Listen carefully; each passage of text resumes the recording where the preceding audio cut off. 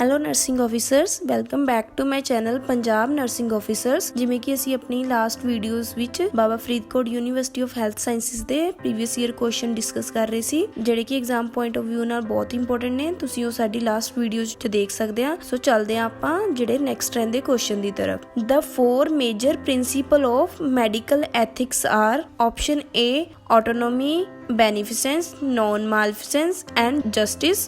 Option B privacy, autonomy, beneficence and justice. Option C autonomy, beneficence, universality and justice. Option D autonomy, beneficence, non-maleficence and morality. ਸਾਡੇ ਕੋਲ ਕਿਹੜੇ ethical principals ਨੇ medical ethics ਦੇ? ਸਾਡੇ ਕੋਲ mainly 6 principals ਨੇ, ਜਿਨ੍ਹਾਂ ਵਿੱਚ ਕਿਹੜੇ ਆਉਂਦੇ ਨੇ? ਆਟੋਨੋਮੀ, ਨੋਨ ਮਾਲਫੀਸੈਂਸ, ਬੈਨੀਫਿਸੈਂਸ, ਜਸਟਿਸ, ਵੇਰਾਸਿਟੀ ਐਂਡ ਫਿਡੈਲਿਟੀ। ਸੋ ਕਿਹੜੇ ਨੇ? ਆਟੋਨੋਮੀ, ਨੋਨ ਮਾਲਫੀਸੈਂਸ, ਬੈਨੀਫਿਸੈਂਸ, ਜਸਟਿਸ, ਵੇਰਾਸਿਟੀ, ਫਿਡੈਲਿਟੀ। ਸੋ ਇਹਨਾਂ ਵਿੱਚੋਂ ਸਾਡੀ ਕਿਹੜੀ ਆਪਸ਼ਨ ਰਾਈਟ ਹੋਈ? Option A autonomy, beneficence, non maleficence and justice. ਜਿਹੜੀਆਂ ਕਿ ਸਾਡੀਆਂ ਨੈਕਸਟ ਆਪਸ਼ਨ ਨੇ, ਜਿਵੇਂ ਕਿ ਆਪਸ਼ਨ B, ਇਹਦੇ ਵਿੱਚ ਲਿਖਿਆ ਹੋਇਆ ਹੈ ਪ੍ਰਾਈਵੇਸੀ। ਸੋ ਇਹ ਸਾਡਾ ਪ੍ਰਿੰਸੀਪਲ ਨਹੀਂ ਹੈ। ਜਿਹੜੀ ਨੈਕਸਟ ਆਪਸ਼ਨ ਸੀਗੀ C, ਜਿਸ ਦੇ ਵਿੱਚ ਇੱਕ ਆਪਸ਼ਨ ਦਿੱਤੀ ਹੋਈ ਹੈ ਸਾਨੂੰ ਥਰਡ ਯੂਨੀਵਰਸੈਲਿਟੀ। ਸੋ ਇਹ ਵੀ ਇੱਕ ਐਥੀਕਲ ਪ੍ਰਿੰਸੀਪਲ ਨਹੀਂ ਹੈ। ਤੇ D ਆਪਸ਼ਨ ਵਿੱਚ ਮੋਰੈਲਿਟੀ ਦਿੱਤੀ ਗਈ ਹੈ, ਇਹ ਵੀ ਐਥੀਕਲ ਪ੍ਰਿੰਸੀਪਲ ਨਹੀਂ ਹੈ। ਸੋ ਸਾਡੀ ਰਾਈਟ ਆਪਸ਼ਨ ਕਿਹੜੀ ਹੋਈ? Option A। ਹੁਣ ਆਪਾਂ ਇਹਨਾਂ ਬਾਰੇ ਥੋੜਾ ਡਿਸਕਸ ਕਰਦੇ ਹਾਂ। ਆਟੋਨੋਮੀ ਕੀ ਹੈ? ਕਿ respect the individual right to self determination. ਇਸ ਨੂੰ ਆਪਾਂ ਕਿਵੇਂ ਯਾਦ ਰੱਖਣਾ ਹੈ ਕਿ ਆਲ ਬਾਈ ਮਾਈ ਸੈਲਫ, ਕਿ ਪੇਸ਼ੈਂਟ ਦਾ ਰਾਈਟ ਹੈ to choose what is right for them। ਠੀਕ ਹੈ, ਟ੍ਰੀਟਮੈਂਟ ਚੂਜ਼ ਕਰ ਸਕਦਾ ਹੈ। ਨੈਕਸਟ ਕੀ ਹੈ? ਨੋਨ ਮਾਲਫੀਸੈਂਸ। ਨੋਨ ਮਾਲਫੀਸੈਂਸ ਦਾ ਮਤਲਬ ਕੀ ਹੈ? ਕਿ no harm to other। ਇਹ ਬਣਿਆ ਦੋ ਵਰਡਸ ਦੇ ਨਾਲ। Non means no and mal means bad। ਸੋ ਇਸ ਨੂੰ ਆਪਾਂ ਕਿਵੇਂ ਯਾਦ ਰੱਖਣਾ ਹੈ? do not harm। ਠੀਕ ਹੈ। ਨੈਕਸਟ ਹੈ ਸਾਡਾ ਬੈਨੀਫਿਸੈਂਸ। ਬੈਨੀਫਿਸੈਂਸ ਮਤਲਬ ਕੀ ਹੈ? ਬੈਨੀਫਿਟ ਦਾ ਮਤਲਬ ਹੈ ਕਿ to do good। ਠੀਕ ਹੈ, it is a nurse duty to do good to the others। next ਕੀ ਹੈ? justice। justice means fair treatment। so treat the people equally। fair treatment ਦੇਣੀ ਹੈ ਸਾਰੇ patients ਨੂੰ। ਠੀਕ ਹੈ, equally treat ਕਰਨਾ ਹੈ। next ਕੀ ਹੈ? veracity। veracity ਦਾ ਮਤਲਬ ਕੀ ਹੈ? honest। veracity ਨੂੰ ਬੋਲਦੇ ਆਪਾਂ honest। ਠੀਕ ਹੈ, ਇਹਦਾ ਮਤਲਬ ਹੈ ਕਿ ਪੇਸ਼ੈਂਟ ਨੂੰ ਆਪਾਂ ਸੱਚ ਦੱਸਣਾ ਹੈ। ਠੀਕ ਹੈ, it is a obligation to tell the truth। ਆਪਾਂ ਪੇਸ਼ੈਂਟ ਨੂੰ ਕੁਝ ਵੀ ਝੂਠ ਨਹੀਂ ਦੱਸਣਾ। ਫੋਰ ਐਗਜ਼ਾਮਪਲ ਪੇਸ਼ੈਂਟ ਨੇ ਸਾਡੇ ਤੋਂ ਪੁੱਛ ਲਿਆ ਕਿ ਹਾਂ ਜਿਹੜੀ ਆਪਾਂ ਇੰਜੈਕਸ਼ਨ ਦੇ ਰਹੇ ਹਾਂ ਇਹਦਾ ਕੋਈ ਸਾਈਡ ਇਫੈਕਟ ਹੈ। ਠੀਕ ਹੈ, ਸੋ ਆਪਾਂ ਜੋ ਉਹਦੇ ਰੀਅਲ ਚ ਸਾਈਡ ਇਫੈਕਟ ਨੇ ਉਹ ਪੇਸ਼ੈਂਟ ਨੂੰ ਦੱਸਣੇ ਨੇ। ਠੀਕ ਹੈ, ਆਪਾਂ ਝੂਠ ਨਹੀਂ ਬੋਲਣਾ ਕਿ ਨਹੀਂ ਇਹਦਾ ਕੋਈ ਸਾਈਡ ਇਫੈਕਟ ਨਹੀਂ ਹੈ। ਨੈਕਸਟ ਕੀ ਹੈ?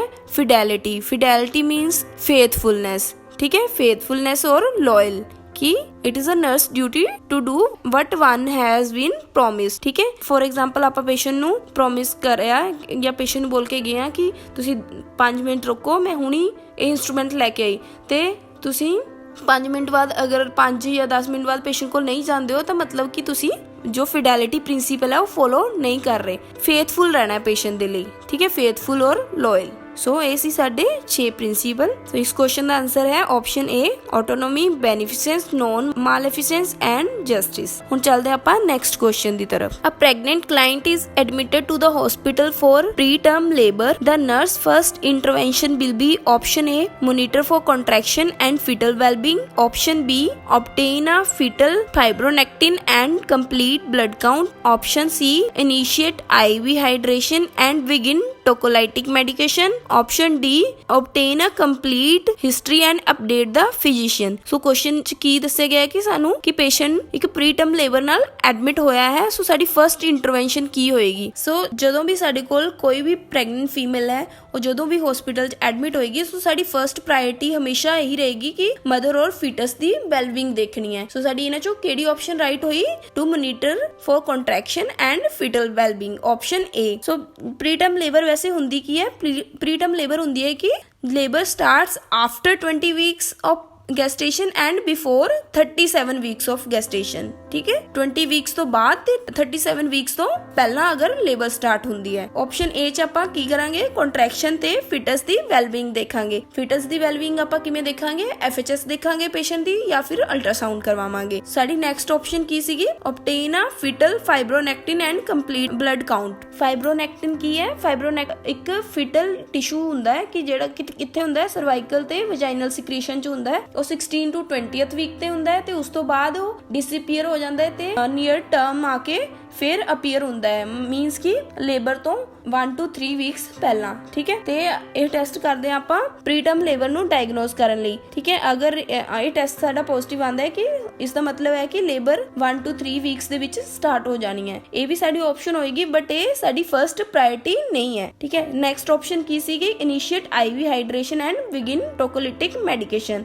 IV ਹਾਈਡਰੇਸ਼ਨ ਤੇ ਟੋਕੋਲਿਟਿਕ ਮੈਡੀਕੇਸ਼ਨਸ ਕਿਹੜੀਆਂ ਹੁੰਦੀਆਂ ਨੇ ਕਿ ਜਿਹੜੀਆਂ ਪ੍ਰੀਵੈਂਟ ਕਰਦੀਆਂ ਪ੍ਰੀਟਰਮ ਲੇਬਰ ਨੂੰ, ਜਿਸ ਦੇ ਵਿੱਚ ਕੀ ਆਂਦਾ ਆਪਣਾ ਮੈਗਨੀਸ਼ੀਅਮ ਸਲਫੇਟ, ਇੰਡੋਮਿਥਾਜ਼ਿਨ, ਨਿਫਿਡਿਪਿਨ, ਟਰਬਿਟਾਲਿਨ। ਠੀਕ ਹੈ, ਇਹ ਵੀ ਸਾਡੀ ਲੇਟਰ ਔਨ ਇੰਟਰਵੈਂਸ਼ਨ ਵਿੱਚ ਯੂਜ਼ ਹੋਏਗੀ ਬਟ ਪ੍ਰਾਇੋਰਟੀ ਇੰਟਰਵੈਂਸ਼ਨ ਨਹੀਂ ਹੈ। ਨੈਕਸਟ ਕੀ ਹੈ, obtain a complete health history and update the physician। ਸਾਨੂੰ ਪਤਾ ਹੈ ਕਿ ਜਦੋਂ ਵੀ ਕੋਈ ਵੀ ਪੇਸ਼ੈਂਟ ਸਾਡੇ ਕੋਲ ਐਡਮਿਟ ਹੋਏਗਾ ਤਾਂ ਸਾਡੀ ਫਰਸਟ ਪ੍ਰਾਇੋਰਟੀ ਫਿਟਲ ਵੈਲਬੀਇੰਗ ਨੂੰ ਦੇਖਣਾ ਹੀ ਹੋਏਗਾ। ਸੋ ਸਾਡੀ ਇਹ ਆਪਸ਼ਨ ਰਾਈਟ ਹੋਏਗੀ, monitor for contraction and observe for fetal wellbeing. Option A is right answer. ਹੁਣ ਚੱਲਦੇ ਆਪਾਂ ਨੈਕਸਟ ਕੁਐਸਚਨ ਦੀ ਤਰਫ। The client is immediate post procedure endoscopic retrograde cholangiopancreatogram, which intervention should the nurse implement?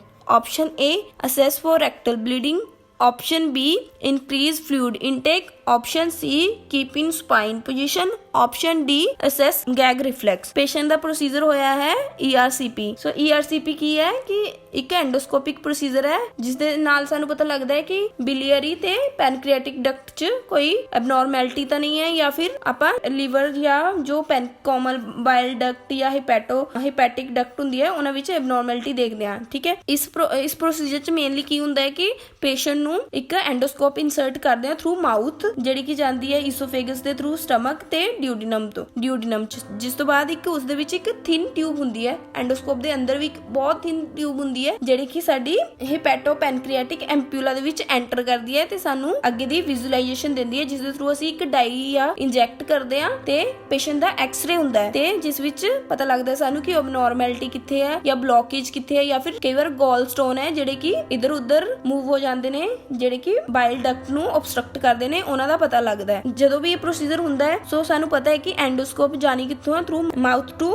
ਈਸੋਫੇਗਸ। So patient ਨੂੰ ਆਪਾਂ ਪਹਿਲਾਂ ਤਾਂ ਸੈਡੇਟ ਕਰਦੇ ਆ ਤੇ ਇੱਕ ਲੋਕਲ ਐਨੈਸਥੀਸੀਆ ਸਪਰੇ ਕਰਦੇ ਆ ਥਰੋਟ ਦੇ ਵਿੱਚ ਤਾਂ ਕਿ ਪੇਸ਼ੈਂਟ ਨੂੰ ਪੇਨ ਨਾ ਹੋਏ। ਜਦੋਂ ਵੀ ਪੋਸਟ ਪ੍ਰੋਸੀਜਰ ਪੇਸ਼ੈਂਟ ਆਂਦਾ ਹੈ ਸਾਡੇ ਕੋਲ ਤਾਂ ਕਿਉਂਕਿ ਆਪਾਂ ਥਰੋਟ ਨੂੰ ਐਨੈਸਥੀਸੀਆ ਦਿੱਤਾ ਹੁੰਦਾ ਹੈ ਤਾਂ ਆਪਾਂ ਕੀ ਚੈੱਕ ਕਰਨਾ ਹੁੰਦਾ ਹੈ, ਆਪਾਂ ਗੈਗ ਰਿਫਲੈਕਸ ਚੈੱਕ ਕਰਨਾ ਹੁੰਦਾ ਹੈ। ਸੋ option D is right answer ਕਿ ਆਪਾਂ ਗੈਗ ਰਿਫਲੈਕਸ ਚੈੱਕ ਕਰਨਾ ਹੈ ਪੇਸ਼ੈਂਟ ਦਾ। ਗੈਗ ਰਿਫਲੈਕਸ ਆਪਾਂ ਕਿਵੇਂ ਚੈੱਕ ਕਰਦੇ ਆ ਕਿ ਜਿਹੜਾ ਪੋਸਟੀਰੀਅਰ ਪਾਰਟ ਹੈ ਥੋਰੈਕਸ ਦਾ ਉਹਨੂੰ ਟੱਚ ਕਰਦੇ ਆ, ਜਿਸ ਦੇ ਨਾਲ ਕੀ ਹੁੰਦਾ ਹੈ ਕਿ ਵੋਮਿਟਿੰਗ ਸੈਂਸੇਸ਼ਨ ਹੁੰਦੀ ਹੈ ਪੇਸ਼ੈਂਟ ਨੂੰ। ਅਗਰ ਵੋਮਿਟ ਸੈਂਸੇਸ਼ਨ ਪੇਸ਼ੈਂਟ ਦੀ ਆ ਗਈ ਹੈ ਤਾਂ ਇਟ ਮੀਨਸ ਕਿ ਗੈਗ ਰਿਫਲੈਕਸ ਆ ਗਿਆ ਹੈ ਤੇ ਆਪਾਂ ਪੇਸ਼ੈਂਟ ਨੂੰ ਓਰਲ ਫਲੂਇਡ ਜਾਂ ਮੈਡੀਸਿਨ ਦੇ ਸਕਦੇ ਆ। ਠੀਕ ਹੈ, ਸੋ ਪੋਸਟ ਪ੍ਰੋਸੀਜਰ ਸਾਡੀ ਸਭ ਤੋਂ ਜ਼ਰੂਰੀ ਇੰਟਰਵੈਂਸ਼ਨ ਹੈ ਕਿ ਗੈਗ ਰਿਫਲੈਕਸ ਚੈੱਕ ਕਰਨਾ ਹੈ। ਜਿਹੜੀ ਸਾਡੀ option A C rectal bleeding, ਇਹ ਆਪਾਂ ਕਿਸ ਪੇਸ਼ੈਂਟ 'ਚ ਚੈੱਕ ਕਰਦੇ ਆ ਜਿਨ੍ਹਾਂ ਦੀ ਕੋਈ ਪ੍ਰੋਕਟੋਸਕੋਪਿਕ ਪ੍ਰੋਸੀਜਰ ਹੋਇਆ, ਜਿਵੇਂ ਲਾਰਜ ਇੰਟੈਸਟਾਈਨ ਦੀ ਆਪਾਂ ਵਿਜ਼ੂਅਲਾਈਜੇਸ਼ਨ ਕਰਨੀ ਹੋਵੇ ਤਾਂ ਪ੍ਰੋਕਟੋਸਕੋਪਿਕ ਪ੍ਰੋਸੀਜਰ ਯੂਜ਼ ਕਰਦੇ ਆ। ਠੀਕ ਹੈ, ਤੇ ਉਸ ਦੇ ਵਿੱਚ ਆਪਾਂ ਰੈਕਟਲ ਬਲੀਡਿੰਗ ਦਾ ਦੇਖਣਾ ਹੈ। ਸੋ ਸਾਡੀ ਰਾਈਟ ਆਨਸਰ ਕਿਹੜੀ ਹੋਈ ਕਿ ਅਸੈਸ ਦਾ ਗੈਗ ਰਿਫਲੈਕਸ। ਹੁਣ ਚੱਲਦੇ ਆਪਾਂ ਨੈਕਸਟ ਕੁਐਸਚਨ ਦੀ ਤਰਫ। A 5-year-old child with high fever is vomiting. The doctor order acetaminophen 80 mg per rectum. Which of the following action by the nurse is appropriate? Option A, position the child on right side with upper leg bent. Option B, after medication hold the child's buttock together. Option C, ask the healthcare provider to order for oral acetaminophen. Option D, insert the medication into the rectum and place the child in prone position. So question ਵਿੱਚ ਕੀ ਬੋਲਿਆ ਗਿਆ ਸਾਨੂੰ ਕਿ 5 years ਦਾ ਕੋਈ ਬੱਚਾ ਹੈ ਜਿਸ ਨੂੰ ਹਾਈ ਫੀਵਰ ਹੈ ਤੇ ਉਸ ਨੂੰ ਆਪਾਂ ਪਰ ਰੈਕਟਲੀ acetaminophen 80 mg ਦੇਣੀ ਹੈ। ਸੋ ਇਹਨਾਂ ਵਿੱਚੋਂ ਕਿਹੜੀ ਆਪਸ਼ਨ ਸਾਡੀ ਐਪਰੋਪ੍ਰੀਏਟ ਹੈ? ਚੱਲਦੇ ਆਪਾਂ ਆਪਸ਼ਨ ਦੀ ਤਰਫ। ਆਪਸ਼ਨ A ਕਿ ਪੋਜੀਸ਼ਨ ਦਾ child on right side with upper leg bend. So ਸਾਨੂੰ ਪਤਾ ਹੈ ਕਿ ਜਿਹੜੀ ਲਾਰਜ ਇੰਟੈਸਟਾਈਨ ਦੀ ਐਨਾਟਮੀ ਜੋ ਲਾਸਟ ਪਾਰਟ ਹੈ ਸਾਡਾ ਸਿਗਮੋਇਡ ਕੋਲਨ ਤੇ ਉਸ ਵਿੱਚ ਕੀ ਹੁੰਦਾ ਹੈ ਕਿ ਉਹ ਲੈਫਟ ਸਾਈਡ ਤੇ ਹੁੰਦਾ ਹੈ। ਸੋ ਆਪਾਂ ਪੇਸ਼ੈਂਟ ਨੂੰ ਲੈਫਟ ਸਾਈਡਡ ਪੋਜੀਸ਼ਨ ਦੇਣੀ ਹੈ। ਸਾਡੇ ਕੋਲ ਆਪਸ਼ਨ ਵਿੱਚ ਕੀ ਦਿੱਤਾ ਗਿਆ ਕਿ ਰਾਈਟ ਸਾਈਡਡ, ਸੋ ਸਾਡੀ ਇਹ ਆਪਸ਼ਨ ਰੋਂਗ ਹੋ ਗਈ। ਠੀਕ ਹੈ, ਨੈਕਸਟ ਕੀ ਹੈ, ਆਫਟਰ ਮੈਡੀਕੇਸ਼ਨ ਹੋਲਡ ਦਾ ਚਾਈਲਡਸ ਬਟਕਸ ਟੂਗੇਦਰ। ਇਸ ਵਿੱਚ ਕੀ ਕਹਿ ਰਿਹਾ ਐਗਜ਼ਾਮੀਨਰ ਕਿ ਪੇਸ਼ੈਂਟ ਨੂੰ ਮੈਡੀਕੇਸ਼ਨ ਦੇ ਕੇ ਬਟਕ ਆਪਾਂ ਹੋਲਡ ਕਰਨੇ ਹੈ ਟੂਗੇਦਰ। ਸਾਡੀ ਰਾਈਟ ਆਪਸ਼ਨ ਕੀ ਹੈ, ਆਪਸ਼ਨ ਬੀ, ਕਿਉਂਕਿ ਜੋ 5 ਈਅਰ ਦਾ ਬੱਚਾ ਹੈ ਉਹ ਮੇ ਬੀ ਜ਼ਿਆਦਾ ਟਾਈਮ ਤੱਕ ਮੈਡੀਸਿਨ ਹੋਲਡ ਨਹੀਂ ਕਰ ਪਾਏਗਾ, ਸੋ ਸਾਨੂੰ ਬਟਕ ਨੂੰ ਹੋਲਡ ਕਰਕੇ ਰੱਖਣਾ ਹੈ ਥੋੜੀ ਦੇਰ ਲਈ ਤਾਂ ਕਿ ਮੈਡੀਸਿਨ ਦੀ ਅਬਜ਼ੌਰਪਸ਼ਨ ਹੋ ਜਾਏ, ਕਿਉਂਕਿ ਜੋ 5 ਇਅਰਸ ਦਾ ਬੱਚਾ ਹੈ ਉਹ ਆਪਣੀ ਮਰਜ਼ੀ ਨਾਲ ਬਟਕਸ ਹੋਲਡ ਨਹੀਂ ਕਰ ਪਾਏਗਾ। ਨੈਕਸਟ ਕੀ ਹੈ, ask the health care provider to order for oral acetaminophen. ਇਹ ਆਪਸ਼ਨ ਸਾਡੀ ਰੋਂਗ ਹੋ ਗਈ ਕਿਉਂਕਿ ਪੇਸ਼ੈਂਟ ਨੂੰ ਵੋਮਿਟਿੰਗ ਹੈ ਤੇ ਮੈਡੀਸਿਨ ਅਬਜ਼ੌਰਬ ਹੀ ਨਹੀਂ ਹੋਏਗੀ, ਸੋ ਔਰਲ ਮੈਡੀਸਿਨ ਆਪਾਂ ਪੇਸ਼ੈਂਟ ਨੂੰ ਨਹੀਂ ਦੇ ਪਾਵਾਂਗੇ। ਨੈਕਸਟ ਕੀ ਹੈ, insert the medicine into the rectum and place the child in prone position. So ਬੱਚੇ ਨੂੰ ਆਪਾਂ ਉਲਟਾ ਨਹੀਂ ਲੇਟਾਵਾਂਗੇ, ਇਹ ਆਪਸ਼ਨ ਸਾਡੀ ਰੋਂਗ ਹੋ ਗਈ। ਸੋ ਸਾਡੀ ਰਾਈਟ ਆਪਸ਼ਨ ਕੀ ਹੈ ਕਿ ਮੈਡੀਸਿਨ ਦੇਣ ਤੋਂ ਬਾਅਦ ਚਾਈਲਡ ਦੇ ਬਟਕ ਆਪਾਂ ਟੂਗੇਦਰ ਹੋਲਡ ਕਰਨੇ ਨੇ। ਸੋ option B is right answer. ਹੁਣ ਚੱਲਦੇ ਆਪਾਂ ਨੈਕਸਟ ਕੁਐਸਚਨ ਦੀ ਤਰਫ। You assess a client who has just returned to recovery area after undergoing coronary arteriography. Which information is of most concern? Option A, pedal pulses are palpable at +1. Option B, apical pulse is 122 beats per minute and regular. Option C, left groin has 3 centimeter bruised area. Option D, blood pressure is 144 by 78 mm of Hg. So coronary arteriograph ਚ ਆਪਾਂ ਕੀ ਕਰਦੇ ਆ ਕਿ ਇੱਕ contrast ਡਾਈ insert ਕਰਦੇ ਆ through ਦ, ਜਿਹੜਾ ਕਿ ਆਪਾਂ ਇੱਕ ਕੈਥੇਟਰ ਇਨਸਰਟ ਕਰਦੇ ਆ ਫੀਮੋਰਲ ਆਰਟਰੀਜ਼ ਦੇ ਥਰੂ ਤੇ ਉਸਦੇ ਵਿੱਚ ਇੱਕ ਡਾਈ ਇੰਜੈਕਟ ਕਰਦੇ ਆ ਤੇ ਜਿਹੜੀ ਕਿ ਜਾਂਦੀ ਆ ਹਾਰਟ ਤੱਕ ਤੇ ਐਕਸਰੇ ਹੁੰਦਾ ਹੈ ਟੂ ਅਸੈਸ ਦਾ ਜਿਹੜੀ ਕੋਰੋਨਰੀ ਆਰਟਰੀਜ਼ ਨੇ। ਸੋ ਸਾਨੂੰ ਪਤਾ ਲੱਗ ਜਾਂਦਾ ਉਸਦੇ ਥਰੂ ਕਿ ਬਲੋਕੇਜ ਕਿੱਥੇ ਹੈ। ਤੇ ਕੁਐਸਚਨ ਵਿੱਚ ਸਾਨੂੰ ਕੀ ਪੁੱਛਿਆ ਹੈ, ਜਦੋਂ ਇਹ ਪ੍ਰੋਸੀਜਰ ਹੋ ਗਿਆ ਉਸ ਤੋਂ ਬਾਅਦ ਇਹਨਾਂ ਵਿੱਚੋਂ ਕਿਹੜੀ ਇਨਫੋਰਮੇਸ਼ਨ ਹੈ ਜਿਹੜੀ ਕਿ ਜਿਹਦਾ ਸਾਨੂੰ ਬਹੁਤ ਜ਼ਿਆਦਾ ਕੰਸਰਨ ਹੋਣਾ ਚਾਹੀਦਾ ਹੈ। ਹੁਣ ਚੱਲਦੇ ਆਪਾਂ ਆਪਸ਼ਨ ਦੀ ਤਰਫ, ਜਿਹੜੀ ਕਿ ਸਾਡੀ ਬੀ ਆਪਸ਼ਨ ਹੈ, ਐਪੀਕਲ ਪਲਸ ਇਜ਼ 122 ਬੀਟਸ ਪਰ ਮਿੰਟ ਐਂਡ ਰੈਗੂਲਰ। ਠੀਕ ਹੈ, एपिकल पल्स 122 बीट्स है बट रेगुलर है। सो अगर पेशेंट दी पल्स रेगुलर है देन ਆਪਾਂ ਨੂੰ ਕੰਸਰਨ ਦੀ ਜ਼ਰੂਰਤ ਨਹੀਂ ਹੈ। ਜਦੋਂ ਵੀ ਕਾਰਡਿਕ ਕੈਥੇਟਰਾਈਜੇਸ਼ਨ ਜਾਂ ਆਰਟੀਰੀਓਗ੍ਰਾਫੀ ਹੁੰਦੀ ਹੈ ਤਾਂ ਸਾਨੂੰ ਪੇਸ਼ੈਂਟ ਨੂੰ ਡਿਸਰਿਦਮੀਆ ਦੇ ਚਾਂਸਸ ਹੁੰਦੇ ਨੇ, ਬਟ ਇਸ ਵਿੱਚ ਕੀ ਹੈ ਕਿ ਪਲਸ ਰੈਗੂਲਰ ਹੈ। ਸੋ ਸਾਡੀ ਇਹ ਆਪਸ਼ਨ ਰੋਂਗ ਹੋ ਗਈ। ਨੈਕਸਟ ਹੈ, ਲੈਫਟ ਗ੍ਰੋਇਨ ਹੈਜ਼ 3 ਸੈਂਟੀਮੀਟਰ ਬਰੂਇਜ਼ਡ ਏਰੀਆ। ਜਦੋਂ ਵੀ ਆਪਾਂ ਆਰਟਰੀ ਦੇ ਥਰੂ ਕੈਥੇਟਰਾਈਜੇਸ਼ਨ ਕਰਦੇ ਹਾਂ ਤਾਂ ਮੇ ਬੀ ਜੋ ਬਲੱਡ ਹੈ ਥੋੜਾ ਸੀਪ ਹੋਇਆ ਹੋਏਗਾ ਟਿਸ਼ੂਸ ਦੇ ਵਿੱਚ, ਸੋ ਥੋੜਾ ਜਿਹਾ ਬਰੂਇਜ਼ਡ ਏਰੀਆ ਹੋਏਗਾ, ਬਟ ਅਗਰ ਹੈਮਾਟੋਮਾ ਹੈ ਤਾਂ ਆਪਾਂ ਨੇ ਫਿਜ਼ੀਸ਼ੀਅਨ ਨੂੰ ਇਨਫੋਰਮ ਕਰਨਾ ਹੈ, ਬਟ ਇੱਥੇ ਕੀ ਹੈ 3 ਸੈਂਟੀਮੀਟਰ ਬਰੂਇਜ਼ਡ ਏਰੀਆ। ਸੋ ਸਾਡੀ ਇਹ ਆਪਸ਼ਨ ਵੀ ਰੋਂਗ ਹੋ ਗਈ। ਨੈਕਸਟ ਆਪਸ਼ਨ ਹੈ, blood pressure is 144 by 78 mm of Hg। ਸਾਡਾ ਬਲੱਡ ਪ੍ਰੈਸ਼ਰ ਹੈ ਜੋ ਨੋਰਮਲ ਲਿਮਿਟਸ ਦੇ ਵਿੱਚ ਹੈ। ਤੇ ਸਾਡੀ ਰਾਈਟ ਆਪਸ਼ਨ ਕਿਹੜੀ ਹੈ, option A, pedal pulses are palpable at +1। So ਸਭ ਤੋਂ ਪਹਿਲਾਂ ਸਾਨੂੰ ਪਲਸਿਸ ਦਾ ਪਤਾ ਹੋਣਾ ਚਾਹੀਦਾ ਹੈ। ਜਦੋਂ 0 ਹੁੰਦੀ ਹੈ ਤਾਂ ਇਸ ਦਾ ਮਤਲਬ ਕੀ ਹੈ ਕਿ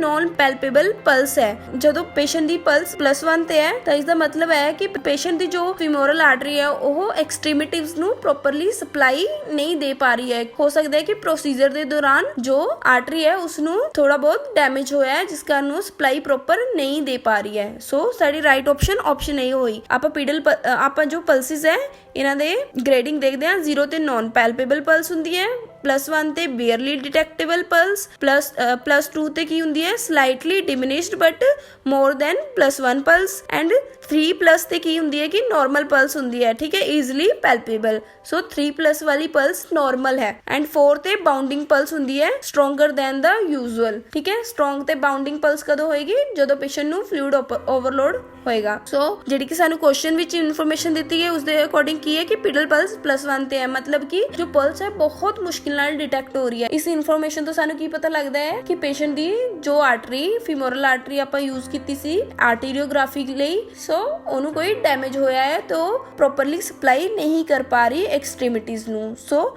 ਇਹ ਆਪਾਂ ਇਨਫੋਰਮੇਸ਼ਨ ਫਿਜ਼ੀਸ਼ੀਅਨ ਨੂੰ ਦੱਸਣੀ ਹੈ। ਸੋ ਸਾਡੀ right option is pedal pulses at palpable at +1। So ਜਦੋਂ ਵੀ ਆਪਣਾ ਕੋਈ ਪ੍ਰੋਸੀਜਰ ਹੁੰਦਾ ਹੈ ਕੋਰੋਨਰੀ ਆਰਟੀਰੀਓਗ੍ਰਾਫੀ ਤਾਂ ਉਸ ਦੇ ਵਿੱਚ ਆਪਾਂ ਨੇ ਕੀ ਧਿਆਨ ਰੱਖਣਾ ਹੁੰਦਾ ਹੈ ਕਿ ਇੱਕ ਤਾਂ ਆਪਾਂ ਬਲੀਡਿੰਗ ਦਾ ਧਿਆਨ ਰੱਖਣਾ ਹੁੰਦਾ ਹੈ, ਅਸੈਸ ਫॉर ਬਲੀਡਿੰਗ, ਤੇ ਹੋਰ ਕੀ ਪੀਡਲ ਪਲਸਿਸ ਆਬਜ਼ਰਵ ਕਰਨੀਆਂ ਹੁੰਦੀਆਂ ਨੇ, ਤੇ ਜੋ ਐਕਸਟ੍ਰੀਮਿਟੀ ਹੈ ਜਿਸ ਤੋਂ ਆਪਾਂ ਕੈਥੇਟਰ ਇਨਸਰਟ ਕਰਿਆ ਉਸ ਨੂੰ ਆਪਾਂ ਸਟ੍ਰੇਟ ਰੱਖਣਾ ਹੁੰਦਾ ਹੈ 6 to 8 ਆਵਰਸ। ਸੋ ਇਹ ਸੀ ਅੱਜ ਦੇ ਕੁਐਸਚਨ ਜਿਹੜੇ ਕਿ ਐਗਜ਼ਾਮ ਪੁਆਇੰਟ ਆਫ ਵਿਊ ਨਾਲ ਬਹੁਤ ਇੰਪੋਰਟੈਂਟ ਨੇ। ਐਵੇਂ ਦੇ ਹੀ ਬਹੁਤ ਇੰਪੋਰਟੈਂਟ ਕੁਐਸਚਨ ਆਪਣੀ ਨੈਕਸਟ ਵੀਡੀਓ ਵਿੱਚ ਅਸੀਂ ਤੁਹਾਨੂੰ ਦੱਸਾਂਗੇ। ਸੋ ਸਾਡਾ ਚੈਨਲ ਲਾਈਕ ਕਰੋ, ਸ਼ੇਅਰ ਕਰੋ, ਕਮੈਂਟ ਕਰੋ। Thank you.